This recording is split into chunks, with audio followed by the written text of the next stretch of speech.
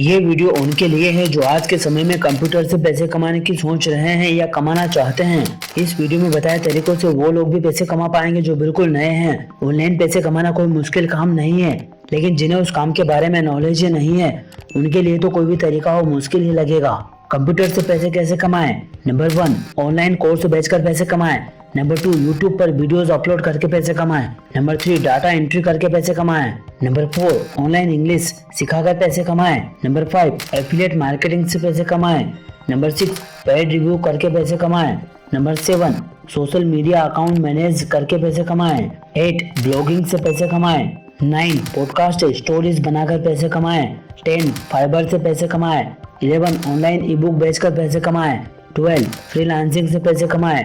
13, online products बेचकर पैसे कमाएं। 14, ऑनलाइन फोटोज बेचकर पैसे कमाएं।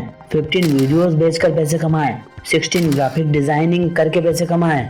जरा रुकिए, अगर आगे का पूरा वीडियो नहीं देखते हैं तो अभी तक जो सीखा वो किसी काम का ही नहीं है। पैसे ही कमाना है तो ये करना ही पड़ेगा।